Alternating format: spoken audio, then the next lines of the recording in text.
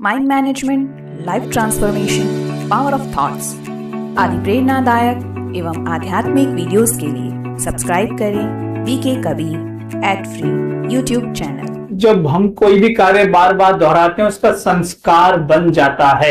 बन गया, अब मस्तिष्क पे आ जाओ।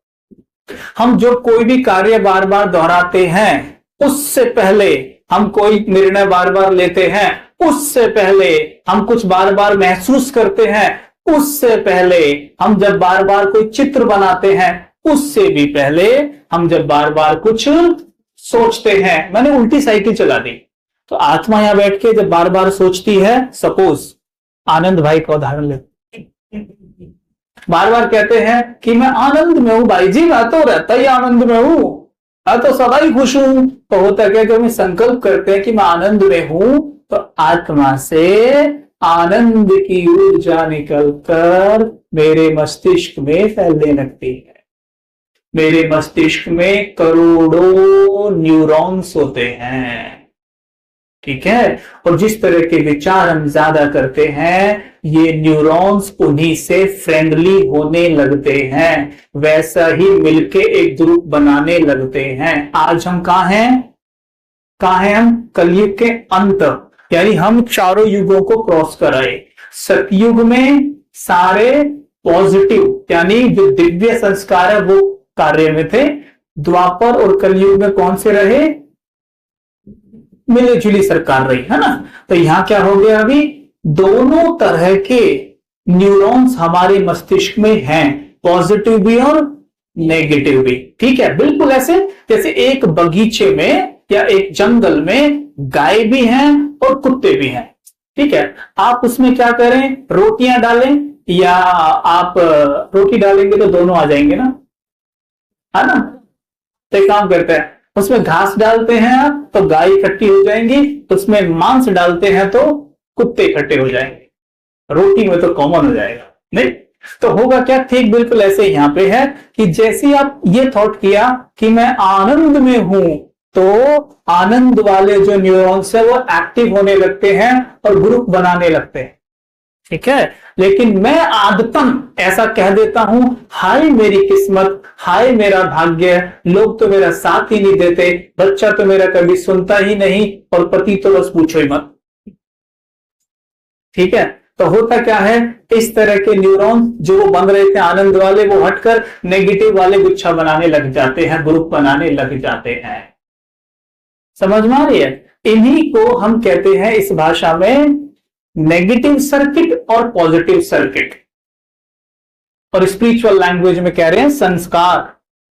जिसके नेगेटिव सर्किट बने हुए हैं उसके नेगेटिव संस्कार कार्य में है, जिसका पॉजिटिव सर्किट बना हुआ है उसके पॉजिटिव संस्कार कार्य में है। क्या हम कोई संस्कार बदलना चाहते हैं? कोई आप में है जो संस्कार बदलना चाहता हो? कुछ भी हाथ उठाइए जरा। सारे ही हैं? अच्छा, ठीक है। जैसे ही हम ये थॉट क्रिएट करते हैं, सुख शांति पवित्रता प्रेम वाले थॉट क्रिएट करते हैं, उसी वक्त आत्मा से जो ऊर्जा निकलती है वो मस्तिष्क में चली जाती है। इसको हम दूसरे शब्दों में ये भी कह सकते हैं, अपनी भोग तो नशा चढ़े। बाबा की मुरली में क्या आता है? अति इंद्रिय सुख पूछना हो तो गोपिकाओं से पूछो, बच्चे तुम्हें अभी नशा चढ़ा है, कहते हैं ना बाबा, है। तो मतलब क्या हुआ कि जब हम बाबा के ज्ञान का चिंतन करते हैं तो हमें नशा चढ़ता है। चढ़ता है या नहीं? आपने किस किसने अनुभव किया है? जब योग कर रहे हैं आप ऐसे बैठ के, है ना, योग कर रहे हैं, तो अगर आपसे कोई बोले और आपको उस वक्त थोड़ा बोलना पड़ जाए तो आवाज कैसे निकलती है? नशीली आवाज होती है, ठीक है। अब जब योग युक्त स्थिति में होते हैं हमारी आंखें कैसी होती है? नशीली होती है। तो नशा चढ़ा हुआ होता है ना, चढ़ा होता है ना, नशा चढ़ा हुआ होता है। तो लेकिन इसलिए बाबा कहते हैं अपनी भोग तो नशा चढ़े। आप जितना बाबा के ज्ञान का चिंतन करेंगे, सुख शांति पवित्रता प्रेम का चिंतन करेंगे, उतना नशा चढ़ेगा, ठीक है। और जब नशा चढ़ता है तब हमारे मस्तिष्क में, मैं कुछ हॉर्मोन्स की बात कर रहा हूं, करूं तो जैसे हमें नशा चढ़ता है तो हमारे मस्तिष्क में सीरोटोनिन हार्मोन बनना शुरू हो जाता है। ये खुशी का हार्मोन होता है, ठीक है। सीरोटोनिन हार्मोन होता है जिससे निकलते हैं एंडोकैनोबिनॉइड्स। भले शब्द याद न रहे लेकिन ज्ञान के लिए याद रखना। तो एंडोकैनोबिनॉइड्स में एक होता है आनंदामाइड जो निकलता है, ये आनंद का हार्मोन होता है, ठीक है। आनंद का हार्मोन होता है, लेकिन ध्यान से समझना इसका काम क्या होता है। इसका काम होता है हमारे न्यूरॉन्स की रीवायरिंग करना। क्या करना? रीवायरिंग करना। मतलब जैसे ये तार है, ये तार जा रहा है, ये तार उस तार से जुड़ा है जिसमें डिम लाइट आ रही है और मुझे फैन तेज चलाना है, तो मुझे क्या करना होगा?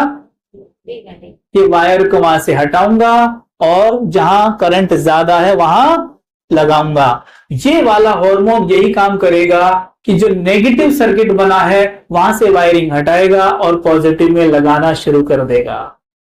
बाबा का ज्ञान कितना साइंटिफिक है। देखो, संस्कार बदलने का सिंपल आधार, सिंपल, जितना हो सके बाबा के ज्ञान का चिंतन करना और मौका पाते ही योग में बैठ जाना। दिन में कम से कम लक्ष्य रखो, कम से कम बैठने का 2 से 3 घंटे मुझे बैठना है, ठीक है। कितने? ज्यादा बैठो तो बहुत अच्छी बात है, ठीक है, लेकिन बहुत ज्यादा भी मत बैठना, कभी सारा काम धंधा ही छोड़ दो, है ना, वो भी बैलेंस नहीं रहता है। तो हमने क्या करना है? बैठना भी है और चलते फिरते भी करना है, ठीक है, ठीक है। तो अमृत वेला से इसकी शुरुआत होती है। तो अमृत वेला करने में आपको किस किस को दिक्कत आती है? किस किस का अमृत वेला आंख नहीं खुलती? पहले तो वो हाथ उठाओ। आपकी नहीं खुलती और नहीं खुलती, ठीक है, सबकी खुलती है। अमृत वेला करते हुए किस किस को नींद आती है? अमृत वेला करने के बाद किसको नींद आती है? मतलब नींद वाले हैं ना बहुत, है ना। ये ऐसा क्यों हो रहा है हमारे साथ कि हमें, अच्छा, आप में लेट कौन कौन सोता है? आप में वो कौन है जो लास्ट 10 बजे सो सकते हैं? चाहे तो सो सकते हैं, अगर चाहे तो सारे हाथ उठावेगा। 10 बजे चाहे तो सो सकते हैं, सारे नहीं सो सकते। कोई आप में है 10 बजे के बाद कुछ करता है, जिसकी कोई ड्यूटी ऐसी है 10 बजे के बाद वो हाथ उठाना कि नहीं मैं सो नहीं सकता, मुझे वो करना पड़ेगा? बताओ, आप हैं? आप बस 2 हैं। और उनका क्या करूं जो किधर भी हाथ नहीं उठाते?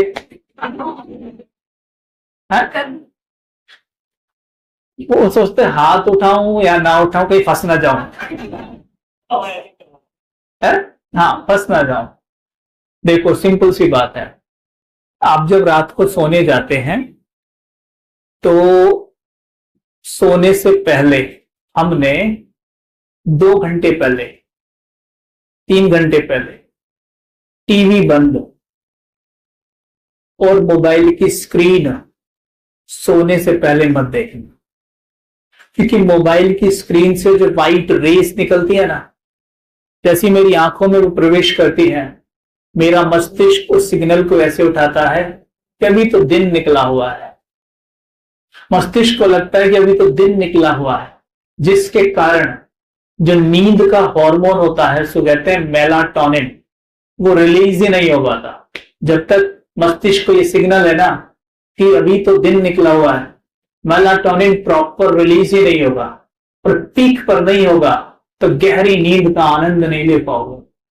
इसलिए जब सोने जा रहे हो तो अंधेरा कायम रहे। क्या कर दो? अंधेरा, मोबाइल स्विच ऑफ, या फिर भैया देख लेना कभी स्विच ऑफ करना है नहीं करना। कभी दीदी आपको डांटे, बाद में मैं फोन कर रही थी, आपने स्विच ऑफ कर दिया मोबाइल, आप बोलेंगे कबीर भाई ने कहा था आपको। तो ये देख लेना कि कोई मैनेज करना, बैलेंस कर लेना, ठीक है।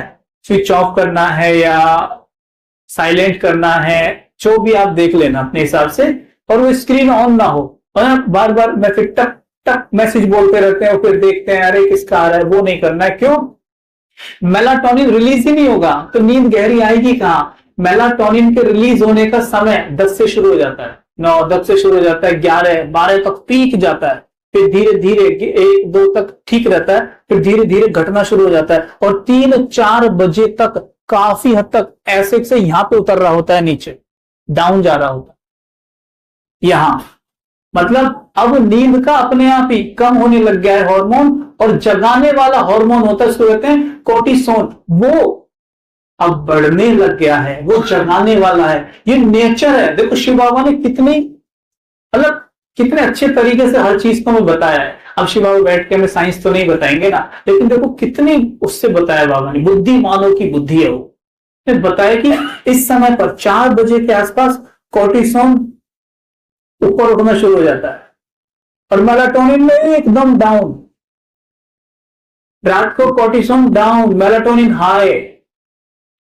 ये हमें करना है, ध्यान देना कि हमारा मेलाटोनिन अच्छे से आना चाहिए रात को ऊपर, अंधेरा कर देना है बिल्कुल, और सारा कुछ बाबा को सौंप कर ही सोना है रात को।